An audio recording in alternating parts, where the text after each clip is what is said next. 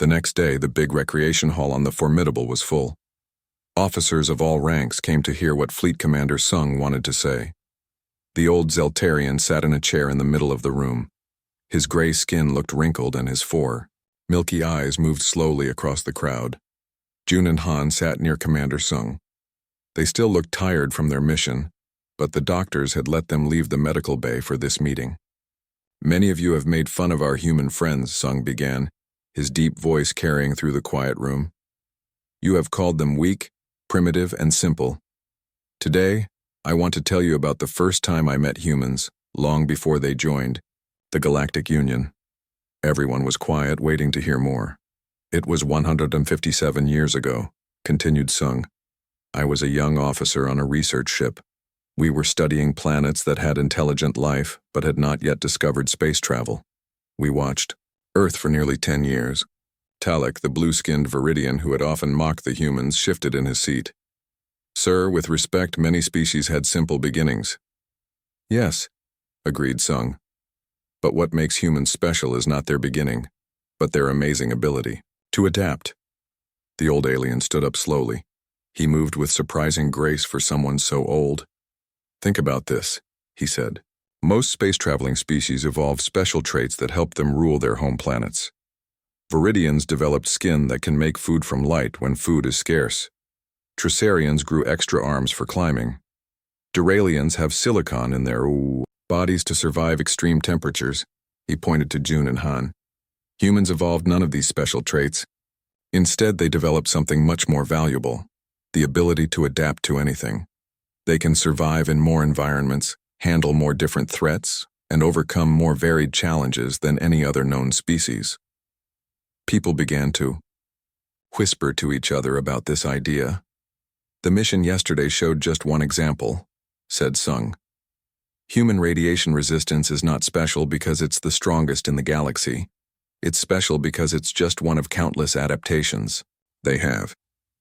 They can survive extreme hot and cold, breathe in different air mixtures, and live through injuries that would kill most other species. Han and June looked at each other in surprise. They had never thought about their human traits in this way. But their physical adaptability is nothing compared to their mental flexibility, Sung continued. In the short time since discovering faster-than-light travel, humans have learned technologies from a dozen different species, improved many of them, and created new uses we had never thought of. The commander's voice grew stronger. When our research ship had a terrible engine failure in Earth's orbit 157 years ago, we had to make emergency contact with humans. This happened many decades before we had planned to meet them.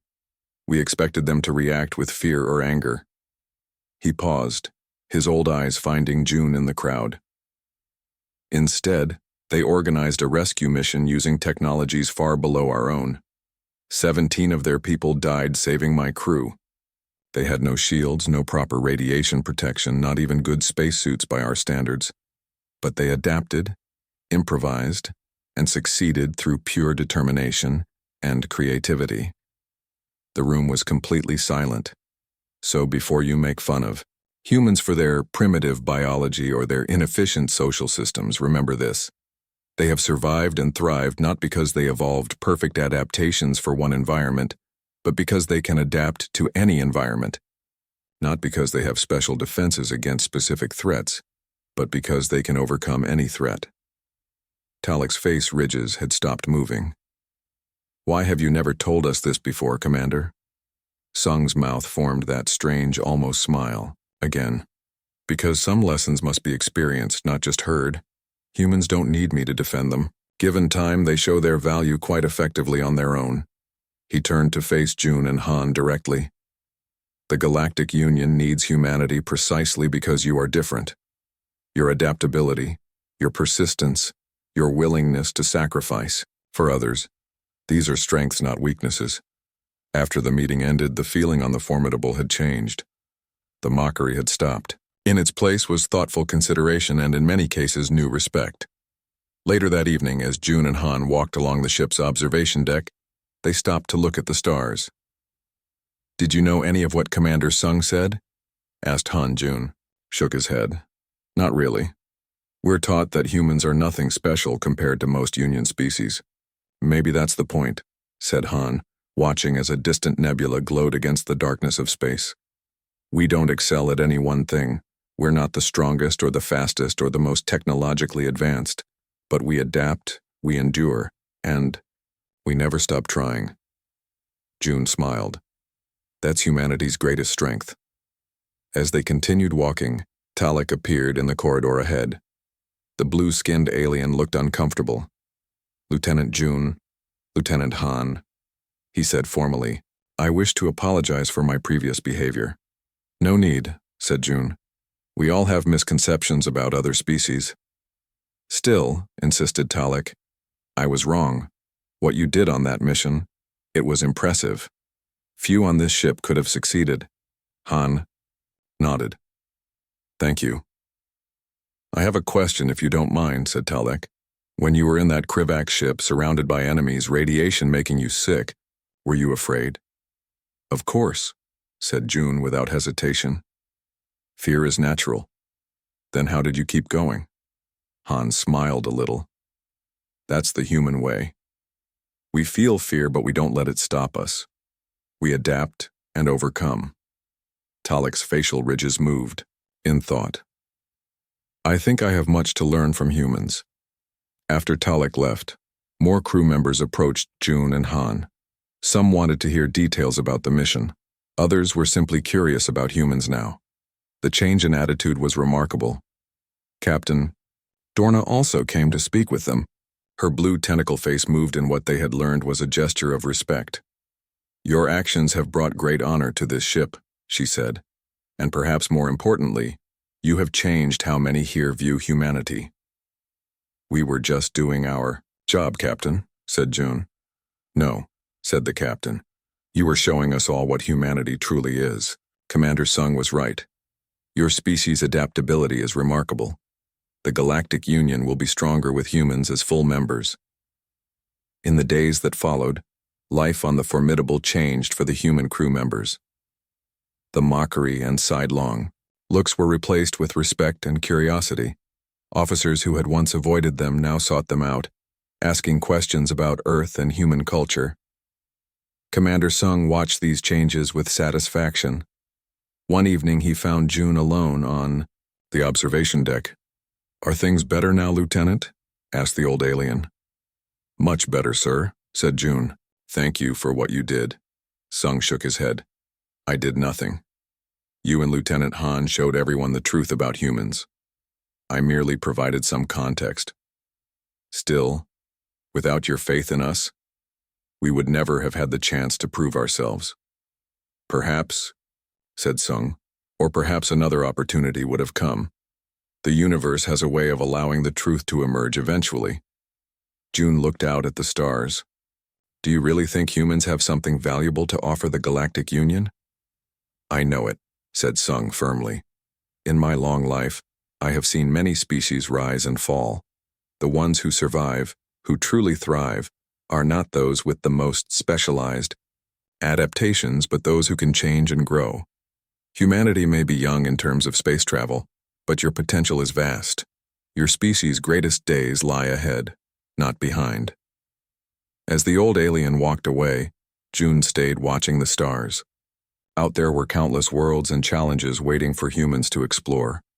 And now, thanks to their mission, humanity's place in the Galactic Union was a little more secure.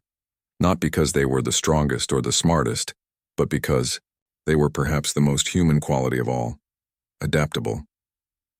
The small shuttle shook as it flew through the colorful gases of the Solarian Nebula. Inside, things were not going well. The radiation levels were still very high. The two Duralian engineers, Min and Tae, looked very sick.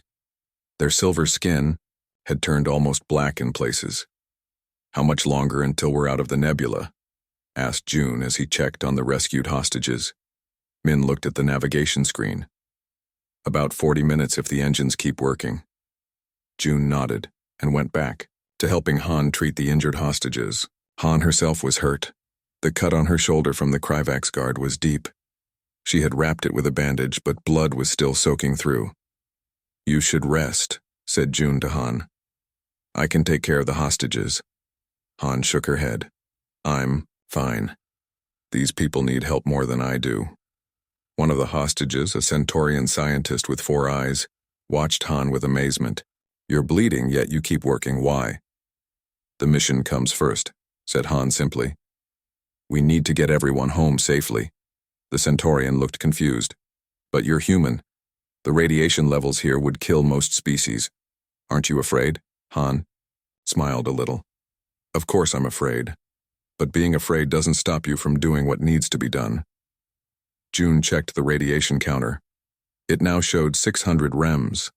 That was a very dangerous level, enough to kill many alien species quickly. Humans could handle more radiation than most, but even they had limits. How are you feeling? June asked Han quietly. Headache, nausea, some dizziness, she admitted. Radiation sickness is starting. You? The same, said June. But we'll make it. The shuttle continued its difficult journey out of the nebula. Warning lights flashed on the control panel as more systems began to fail from the radiation. The main engine cooling system is failing, said Tay, his voice weak. We need to reroute power. I'll help, said June, moving to the controls. Together, the human and the Duralian worked to fix the problem. June's hands were steady even though his head pounded with pain. After a few minutes, they got the cooling system working again. Good job, said Tay. You know, I didn't think humans were this capable. June raised an eyebrow. We're full of surprises. Suddenly, the shuttle rocked violently. Something had hit them. What was that? Asked Han, holding onto a handle to keep from falling. Min checked the sensors. A piece of the Kryvax ship must have caught up with us. The rear storage compartment is damaged. Another alarm started blaring. This one was more urgent. Oxygen levels are dropping, said Tay. We have a leak. Everyone looked worried. Without oxygen, they would all die long before reaching the edge of the nebula. We need to seal the leak, said June.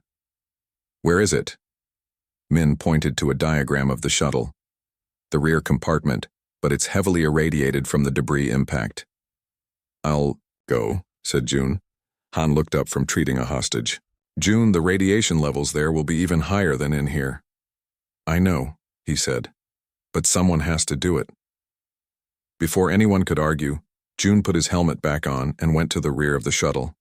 He closed the inner door behind him to keep the radiation from reaching the others. In the rear compartment, he could see the damage right away. A piece of metal had pierced the outer hull, leaving a small hole that was letting air escape. The radiation counter on his suit was going crazy, showing levels far above what was safe even for a human. June worked quickly. He found a repair kit and used a special patch to seal the hole. The work was difficult. His hands were starting to shake from the radiation sickness, and sweat poured down his face inside his helmet. After what seemed like a long time, he finished the repair. The air stopped leaking. When he returned to the main cabin, he had to lean against the wall to stay standing. The radiation exposure in the rear compartment had been very high. It's fixed, he said, his voice weak. Han helped him to a seat. You idiot, she said, but her voice was kind. You could have died back there. We all would have died if the air ran out, he replied. The Centaurian scientist came over to them. I don't understand. Why would you risk your life like that? The Union considers humans to be one of the least important species. June smiled a little. Maybe we're trying to change that view. For the next 30 minutes, everyone was quiet as the shuttle limped toward the edge of the nebula. The radiation levels slowly began to drop as they reached clearer space. Finally, the colorful gases thinned out, and they could see stars again. We made it, said Min, his voice showing relief. Radiation levels dropping to safe ranges. Han put a hand on June's arm. We did it. Not yet, said June. We still need to get back to the Formidable. Tay sent a message to the big ship. Soon, they could see the Formidable coming toward them. The giant battlecruiser looked like safety and home. The shuttle docked in the Formidable's bay. As soon as the doors opened, medical teams rushed in. The rescued hostages were taken to the medical bay first. The Duralian engineers also needed immediate treatment for severe radiation exposure. Captain Dorna herself came to the shuttle bay. Her blue tentacle face showed concern as she saw the condition of the rescue team. "Report, Lieutenant June," she said. June tried to stand straight despite his weakness. "Mission successful, Captain. All hostages rescued and the stolen technology recovered. The Kryvax ship was destroyed by the nebula's radiation." The captain's tentacles moved in a way that showed surprise. "Well done. Both of you report to medical immediately." As they walked to the medical bay supported by medical staff, they passed many of the alien officers who had mocked them before. Now those same aliens stared at them with new expressions. Some looked surprised, others confused, and a few showed respect. Talek, the blue-skinned Viridian who had led much of the mockery, stopped them in the hallway. "You succeeded," he said, sounding stunned. "No one thought you would return." Han looked at him tiredly. "Maybe you should reconsider what humans are capable of." In the medical bay, doctors checked June and Han. The Centaurian doctor looked at their test results with amazement. "You were exposed to over 700 rems of radiation for more than 2 hours, he said. "Most species would be dead or dying. You show only moderate radiation sickness." "Human cellular repair mechanisms are efficient," said Han, repeating what Commander Sung had told them. "Efficient?" said the doctor. "It's remarkable. Your cells are already beginning to heal themselves." Word of the humans' achievement spread quickly through the ship. The successful rescue of the hostages and recovery of the stolen technology was impressive. But what generated more discussion was how the humans had survived radiation levels that would have killed most other species. That evening, as June and Han rested in the medical bay, they had many visitors. Aliens who had ignored or mocked them before now came to see them. Some came from curiosity, others from new respect. "Is it true you carried an injured Centaurian through the Kryvax ship while radiation sick yourself?" asked a Tresarian officer to June. June nodded modestly. "He couldn't walk on his own." "And you," said another officer to Han, "continued treating injured hostages despite your own wound?" "The mission comes first," she said simply. As the questions continued, Fleet Commander Sung entered the medical bay. The room went quiet as the ancient alien walked to the humans' beds. "Lieutenant June, Lieutenant Han," he said, his voice carrying through the room. "You have done well, but I am not surprised." "You knew we could do it," said June. "You knew about our radiation resistance." The old Zeltarian's mouth formed that strange almost smile again. "I know many things about humans that others have forgotten or never learned. Tomorrow, when you are stronger, I wish to speak with you and your fellow officers about humanity's true place in the galaxy." June and Han moved quietly through the dark hallway of the Kryvax ship. The air smelled strange, and the walls had an odd, rough texture. Every few steps they stopped to listen for danger. "The ship seems too quiet," whispered Han. June nodded. "The radiation must be affecting the Kryvax too. Stay alert." They reached a corner and June carefully looked around it. He pulled back quickly. "2 Kryvax guards," he said quietly. Han checked her weapon. "Ready when you are." They had trained for this kind of situation. June held up 3 fingers, then 2, then 1. They both moved at the same time, coming around the corner with their weapons ready. The Kryvax guards were tall with hard shell-like bodies. They had 4 arms and sharp claws. Usually Kryvax were very fast and dangerous fighters. But these 2 moved slowly. The radiation was affecting them. Han fired her weapon first. A blue light hit one of the Kryvax and it fell to the floor. The second Kryvax turned toward them with a loud clicking sound. It ran at June with its claws ready to attack. June waited until the last second, then stepped to the side. The Kryvax, moving too fast to stop, crashed into the wall. Before it could recover, June hit it with the butt of his weapon. The Kryvax fell down and did not move. "That was easier than expected," said Han.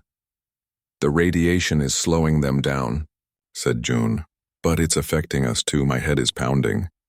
Han nodded. "Mine too, and I feel sick. But we can keep going." They tied up the unconscious Kryvax guards and kept moving deeper into the ship. The lights flickered on and off as the ship's systems struggled with the radiation. "According to the ISA ship plans we studied, the cargo bay should be ahead," said June. "That's probably where they're keeping the hostages." They came to another junction in the hallway. Suddenly, 3 more Kryvacs appeared from a side passage. These guards saw June and Han right away. "Intruders!" One of them clicked in their strange language. The Kryvacs raised their weapons. June pushed Han behind a metal support beam as energy bolts hit the wall where they had been standing. "We need to get past them," said Han. "The cargo bay is just beyond that passage." June looked around and saw a control panel on the wall. "Cover me," he said. Han leaned out and fired her weapon, forcing the Kryvacs to take cover. Meanwhile, June ran to the control panel and opened it. Inside were wires and circuit boards. He pulled some wires and crossed others. Suddenly, the lights in the hallway went out completely. In the darkness, they heard the confused clicking of the Kryvacs guards. "Night vision," whispered June. They both activated the night vision in their helmets. The world turned green and they could see the Kryvacs stumbling around in the dark. "Now," said June. They moved quickly, staying close to the walls.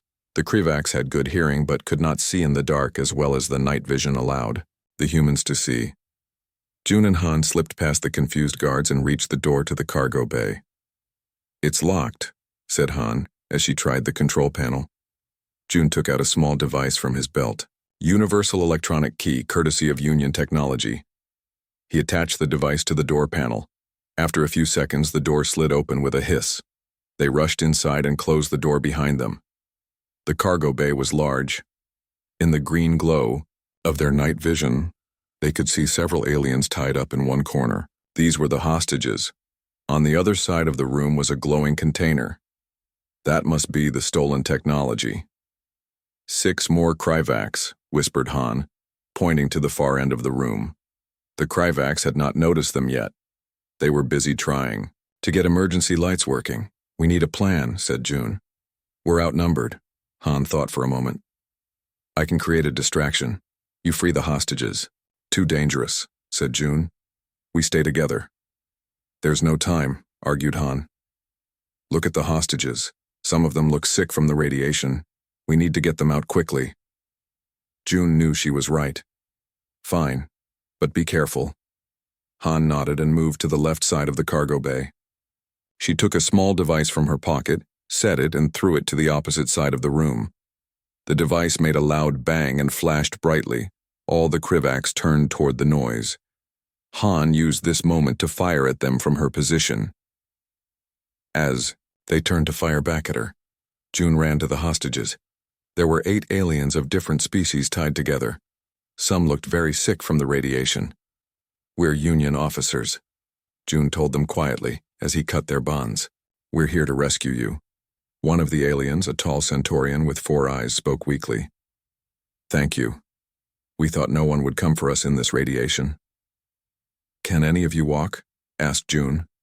"Some of us," said the Centaurian. "The others are too weak." Meanwhile, Han kept firing at the Kryvacs, moving from place to place to confuse them. But the Kryvacs were starting to close in on her position. "Han, hurry!" called June. "I've freed the hostages." Han tried to run to June's position, but a Kryvacs jumped in front of her. It swung its clawed arm at her head.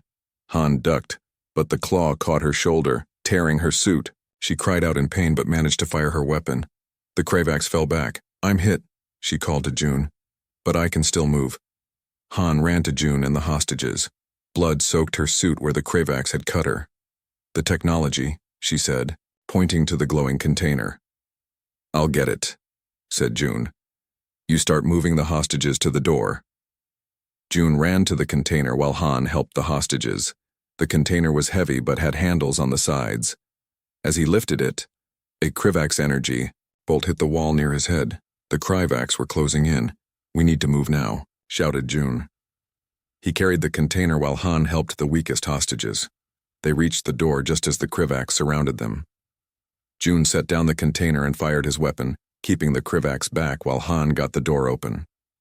"Go!" he shouted. They moved into the hallway. The 3 Kryvacs they had avoided earlier were waiting. Han fired quickly, hitting one. June shot another. The third Kryvax ran at them but tripped over the container June had set down. They took this chance to run past. "The airlock is this way," said June, helping a limping Centaurian. They moved as fast as they could with the injured hostages. Han's face was pale from blood loss, but she kept going. Behind them, they heard the angry clicking of pursuing Kryvax. "Almost there," said Han. Suddenly, a loud alarm sounded throughout the ship. Red lights flashed in the hallway. "What's happening?" asked one of the hostages. "The ship's systems are failing," said June. "The radiation is too much for it. If their ship fails completely, we could all die," said Han. "We need to reach our shuttle now." They turned the last corner and saw the airlock ahead. The Duralian engineers had the door open, waiting for them. "Hurry," called Min, his silver skin now almost black from radiation exposure. They rushed the hostages through the airlock into the safety of their shuttle. June carried the technology container while Han, despite her injury, helped the last hostage. Just as they entered their shuttle, they heard a loud explosion from somewhere deep in the Kryvax ship. "The engines are failing," said Tay, the other Duralian. "We need to leave now." Min closed the airlock door and ran to the controls. The shuttle detached from the dying Kryvax ship and began to move away. Through the window, they watched as the Kryvax ship started to break apart. Explosions tore through its hull as the radiation finally overcame all its systems. "We made it," said Han weakly. She sat down, holding her injured shoulder. June nodded. "Mission accomplished, but we're not safe yet. We still need to get out of this nebula." As the shuttle flew away from the exploding Kryvax ship, June looked at the rescued hostages, the recovered technology, and his injured partner. They had succeeded where most thought they would fail. Now they just had to make it home to show everyone what humans could really do. 3 days passed on the giant spaceship, Formidable. June and Han did their regular duties. They tried to ignore the looks and whispers from the alien crew members. Then the ship got emergency orders. A group of Kryvax raiders had attacked a research station near Epsilon 9. The Kryvax were dangerous pirates who stole technology and took people as prisoners. The Formidable was the closest Union ship that could stop them. Captain Dorna called all the officers to the big meeting room. Her blue tentacle face looked serious as she spoke to the group. "The Kryvax have attacked a research station," she said. "They have taken hostages and stolen important new technology. We must catch them before they escape to their own territory." June and Han sat at the back of the room. They were only junior officers, so they did not expect to be part of the mission. They were just there to listen and learn. Captain Dorna pointed to a map of space on the big screen. "There is a problem. The Kryvax ships are heading into the Solarian Nebula." Many officers made worried sounds. The Solarian Nebula was a dangerous cloud of gas and energy in space. "The nebula has strong magnetic fields and high radiation," continued Captain Dorna. "Most of our ship systems will not work properly there. We cannot follow with the Formidable." "So how do we stop them?" asked Talek, the blue-skinned alien who often made fun of humans. "We need to send a small team in a shielded shuttle," said the captain. "But there is another problem. The radiation levels in the nebula are very high. Most species on this ship would get very sick or die within minutes even with protection gear." The room went quiet. No one wanted to volunteer for such a dangerous mission. Then an old gravelly voice spoke from the side of the room. "The humans can go." Everyone turned to look at Fleet Commander Sung. The ancient alien with gray skin and 4 cloudy eyes had been quiet until now. "Sir?" asked Captain Dorna, her tentacles curling in surprise. "Humans can handle radiation better than most Union species," said Commander Sung. "Their bodies can repair radiation damage better than ours." Talek made a snorting sound. "With respect, Commander, are we really going to send the most junior and least advanced species on the ship for this important mission?" Commander Sung looked at Talek with his 4 milky eyes. "Lieutenant June has special training in tactics and fighting. Lieutenant Han is trained in alien technology and medicine. They are qualified." June and Han looked at each other in surprise. They did not know Commander Sung had read their service records. Captain Dorna thought for a moment, then nodded. Very well. Lieutenants June and Han will lead the mission. They will take 2 Duralian engineers with them. Duralians have some silicon in their bodies, which gives them a little protection from radiation. The captain gave more details about the mission. The humans would take a small shielded shuttle to find the Krivax ship. They would rescue the hostages and recover the stolen technology. After the meeting, June approached Commander Sung in the hallway.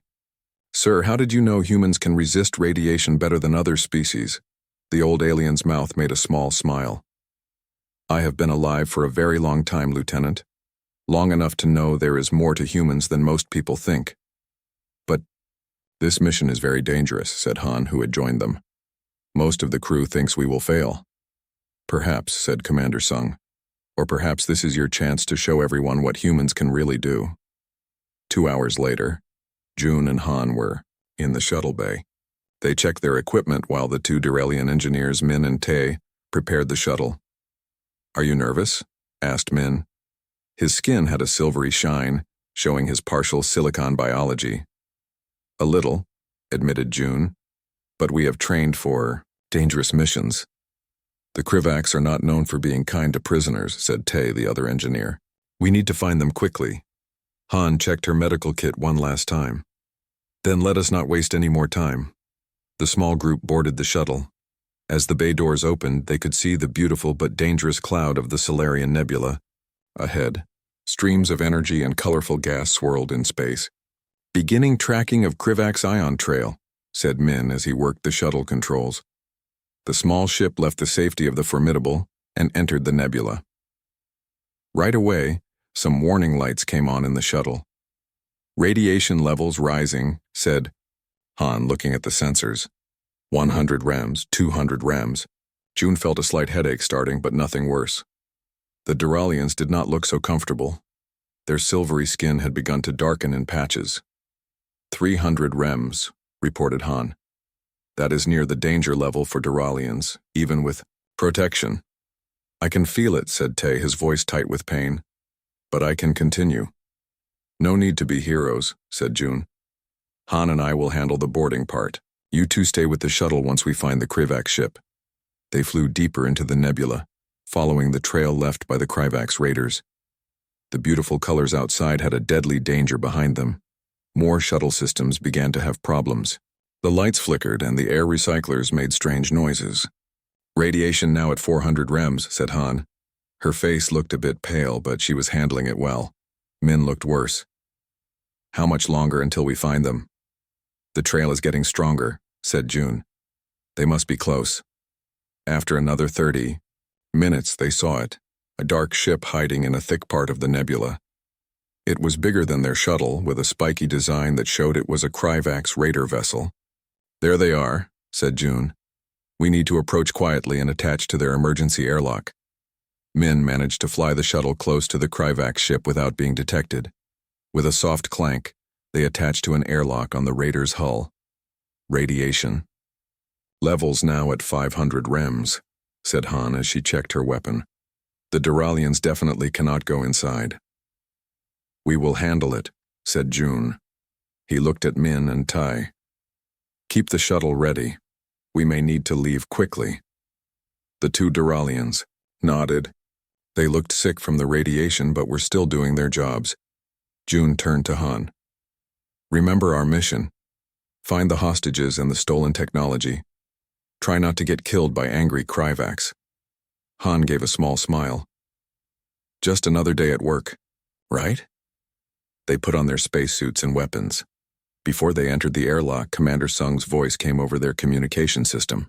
"Lieutenant June, Lieutenant Han," said the old alien.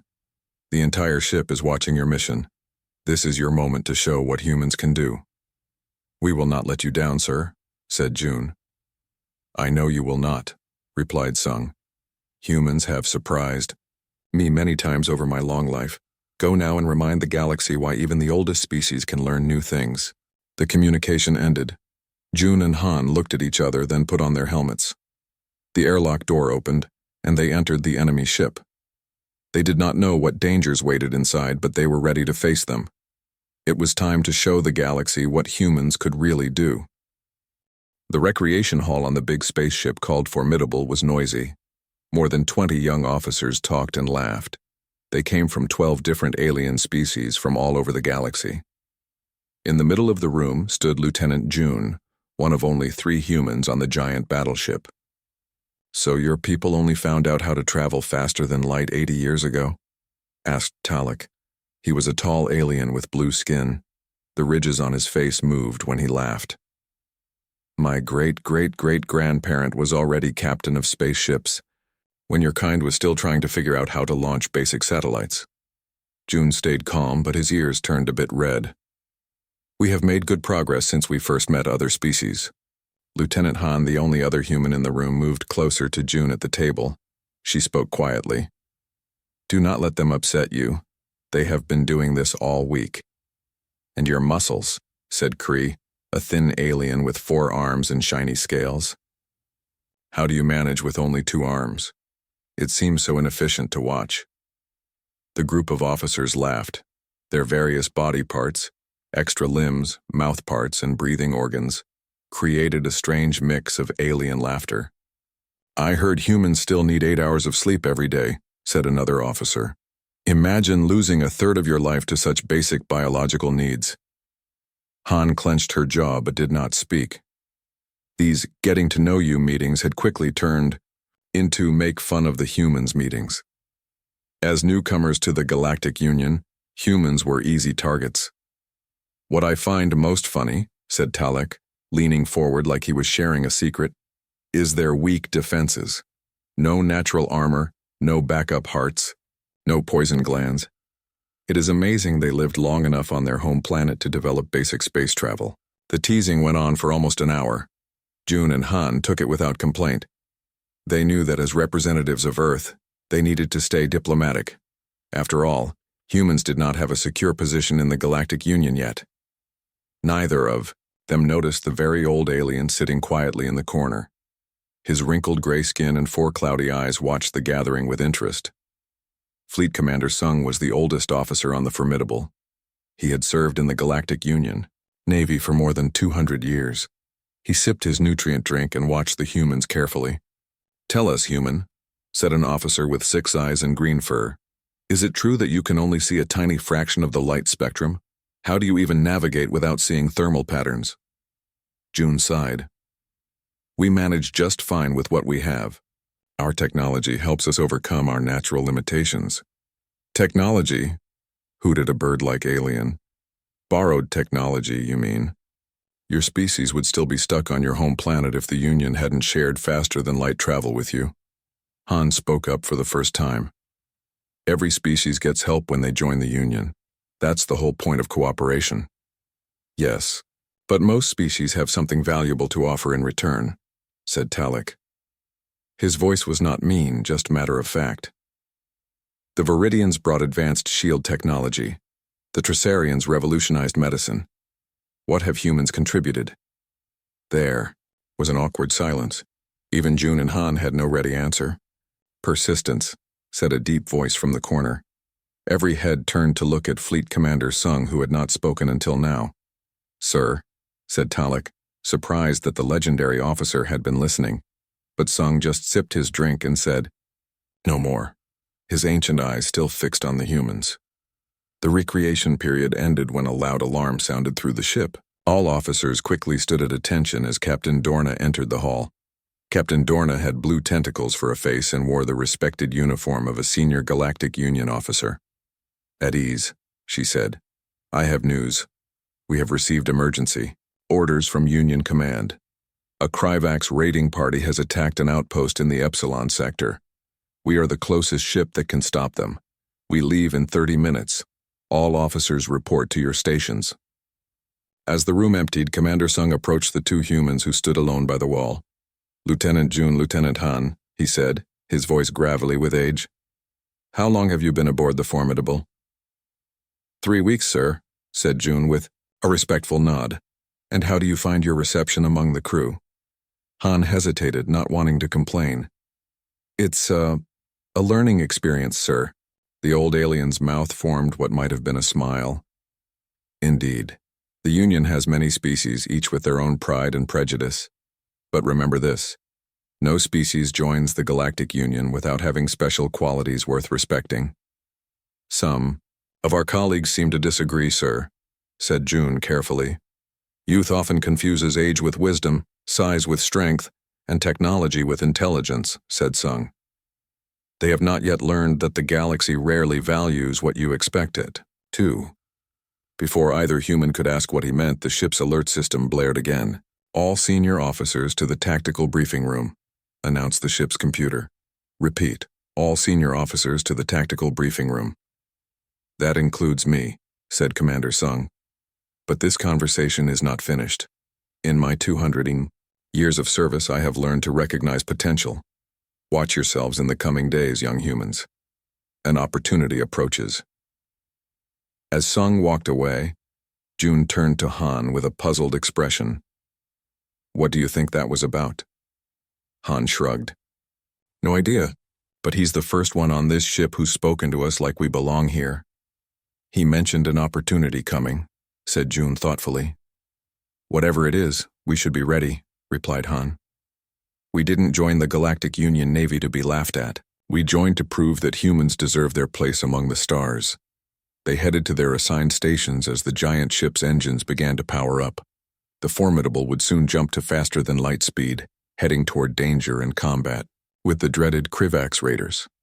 What neither June nor Han knew was that this routine mission would soon turn into a chance to show the galaxy what humans were truly capable of.